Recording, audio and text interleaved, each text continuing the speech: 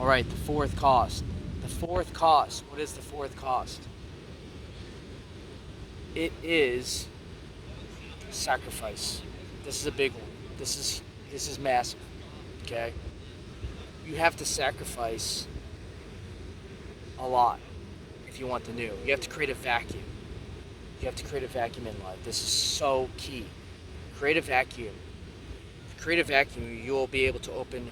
It's like the key is that you'll be able to open new doors. If you create a vacuum, you will be able to. You give God, you give the universe the space to fill it, because vacuums become full, right?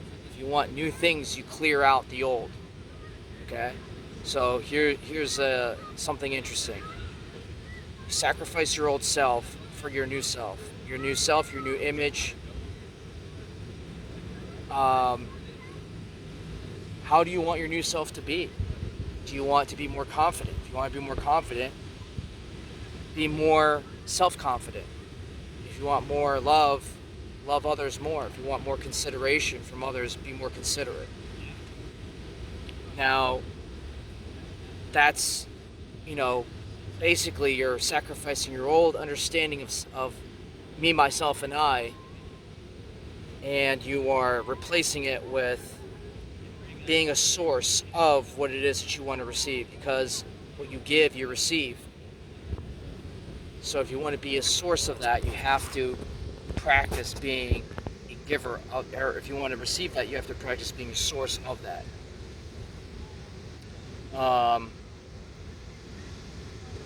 Sacrifice judgment. Sacrifice a lot of judgment, a lot of, oh, he said, she said this, sacrifice it, give it away. That's slander. You don't even want to do that, because you're speaking, you're emitting frequencies of things that you think might be bad, which might be actually good, but you're labeling it as bad. We have the power to label, so we have the power to speak life or death. So we'll talk more about this. The sacrifice, rumors and all this stuff, judgments. Sacrifice negative speech. Sacrifice friends and associations that don't serve you, that bring you down. Maybe aren't on the same trajectory as where you want to go in life.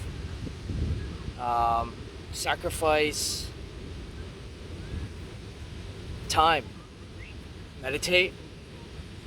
Learn the teachings of the Bible, as well as the understanding. We'll go more into the understanding of the like how the universe works, the mechanics.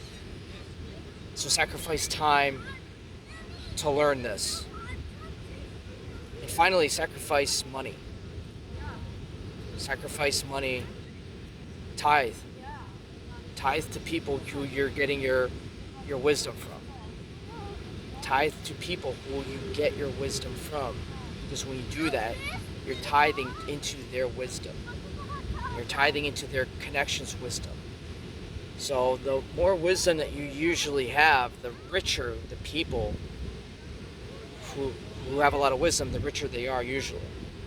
So the way it works is you tithe to where you get your wisdom from. You could tithe to this program. You could tithe to another church or someone who you get your wisdom from. That person then ties it to someone higher up where they get their wisdom from. And etc., etc., and etc., and it reaches levels of wisdom that are very, very high.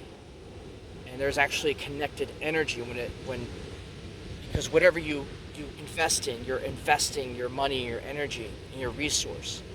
It's a form of energy. Money is an energy. So when you invest into something, when you buy whatever it is that you buy, you're tying an energy. You're tying your energy into that.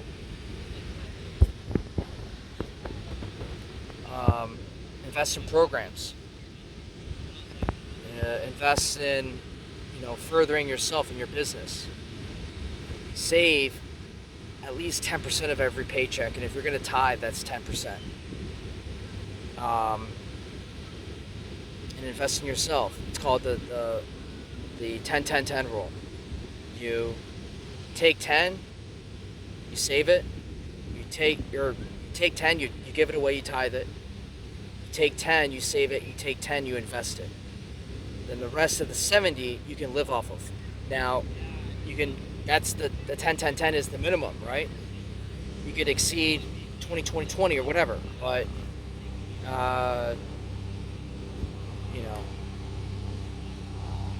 and sacrifice creates a vacuum for the new self to be filled.